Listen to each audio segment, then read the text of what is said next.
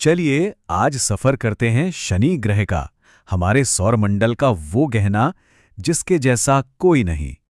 ये कोई sci-fi film की कहानी नहीं है, बल्कि हमारे अपने सोलर सिस्टम की एक हैरान कर देने वाली हकीकत है, शनि ग्रह की। तो चलिए इस कॉस्मिक समंदर में उतरते हैं और देखते हैं कि इस दुनिया में क्या-क्या राज छिपे हैं। तो आखिर शनि में ऐसा क्या है कि वो तैर सकता है? शुरुआत करते हैं इसकी कुछ बेसिक लेकिन बहुत ही कमाल की खासियतों से। हमारे सोलर सिस्टम में सूरज से गिनती करें तो शनि का नंबर आता है छठा। ये इसे बाहरी सौरमंडल के दिग्गजों में से एक बनाता है। साइज की बात करें तो बृहस्पति के बाद ये दूसरा सबसे बड़ा प्लैनेट है। और बड़ा मतलब कितना बड़ा? इतना कि इसके अंदर करीब-करीब 760 पृथ्वी समा सकती हैं। मतलब हमारी पूरी दुनिया इसके सामने एक छोटे से कंचे जैसी है। शनि असल में एक गैस जाइंट है।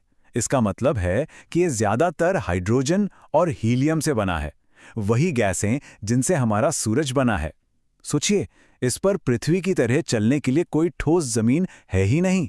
अगर कोई इस पर उतरने की कोशिश करे तो वो बस इसके बादलों में नीचे और नीचे गिरता चला जाएगा। और हाँ, अब वापस आते हैं उस तैरने वाली बात पर।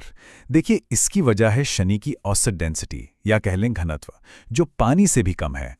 मतलब अगर सच में कोई इतना बड़ा समंदर होता जिसमें शनि को रखा जा सकता तो ये वाकई तैरता। कमाल है ना? अब आते हैं शनि की सबसे आइकॉनिक, सबसे शानदार पहचान पर, इसके लाजवाब छल्ले। दूर से देखने पर तो ये एक सॉलिड डिस्क जैसे लगते हैं ना, पर असलियत कुछ और ही है। तो सवाल ये है कि आखिर ये बने किस चीज से हैं? ये रिंग्स कोई एक ठोस चीज नहीं है। असल में ये बर्फ और चट्टान के अरबों खरबों टुकड़ों से बने हैं। इनमें कुछ टुकड़े तो धूल के कण जितने छोटे हैं और कुछ तो पहाड़ों जितने विशाल हैं। और ये सब के सब शनि का चक्कर लगा रहे हैं। अब जो बात दिमाग घुमा देती है वो है इनका स्केल।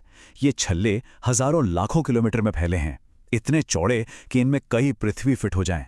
पर मजे की बात यह है कि इनकी मोटाई कई जगहों पर बस एक बड़ी बिल्डिंग जितनी है। सोचिए, ये कॉस्मिक स्केल पर एक कागज की पतली शीट की तरह है। तो सवाल उठता है, ये आए कहां से? जो सबसे मजबूत थ्योरी है वो ये कहती है कि ये रिंग्स टूटे हुए चांद, धूमकेतु या ऐसे ही बर्फीले पिंडों के टुकड़े हैं जिन्हें शनि की जबरदस्त ग्रेविटी ने खींचकर तोड़ दिया। चलिए अब इन रिंग्स से आगे बढ़ते हैं और झांकते हैं शनि के रहस्यमयी चांदों की दुनिया में। पता है शनि के कितने चांद हैं? 140 से भी ज्यादा। जी हां, 140 से भी ज्यादा। और ये गिनती अभी भी बढ़ रही है। ये तो अपने आप में एक मिनी सोलर सिस्टम जैसा है। इनमें से दो चांद तो सबसे ज्यादा दिलचस्प हैं। एक तरफ है टाइटन, एक ऐसी दुनिया जिसका अपना घना वायुमंडल है और सतह पर मीथेन की नदियां और झीलें हैं, बिल्कुल पृथ्वी जैसा पर एकदम अलग। और दूसरी तरफ है एनसेलाडस, एक छोटा सा बर्फीला चांद जो अपने अंदर एक बहुत बड़ा राज छुपाए है। इसकी बर्फीली सतह के नीचे छिपा है खारे पानी का एक विशाल महासागर, जहां से पानी के बड़े बड़े फव्वारे सीधे अंतरिक्ष में फूटते हैं। एनसेलाडस के ये बर्फीले फव्वारे एक बहुत ही रोमांचक सवाल खड़ा करते हैं। क्या इसके समुद्र में माइक्रोबियल लाइफ यानी सूक्ष्म जीवन हो सकता है? और इसी सवाल ने इसे हमारे सौरमंडल में जीवन की खोज के लिए सबसे अहम जगहों में से एक बना दिया है। चलिए अब इस सफर के आखिरी पड़ाव पर चलते हैं। यहां हम देखेंगे शनि के अजीबोगरीब मौसम को और उस महान मिशन को जिसने इसे सबसे करीब से जाकर देखा। शनि के उत्तरी ध्रुव पर कुदरत का एक ऐसा अजूबा है जो कहीं और नहीं मिलता।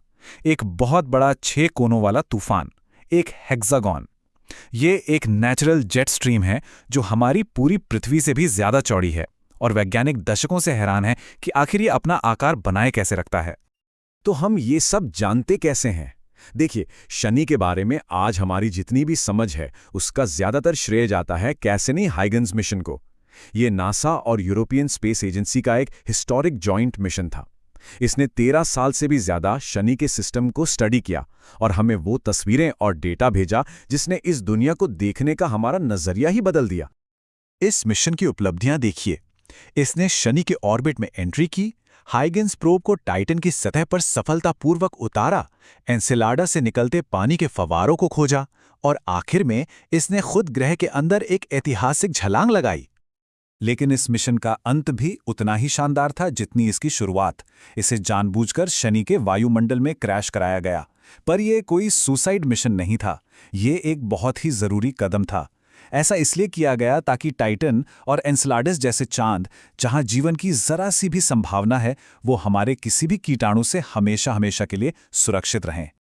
तो इस पूरी कहानी से क्या बातें सामने आती हैं? पहली, शनि का अविश्वसनीय घनत्व जो पानी से भी कम है। दूसरी, इसके शानदार छल्ले जो बर्फ के अरबों टुकड़ों से बने हैं। तीसरी, इसके चांद, खासकर एन्सेलेडस, जहां जीवन की उम्मीद है। और चौथी, कैसिनी मिशन की वो विरासत जो हमेशा हमारे साथ रहेगी।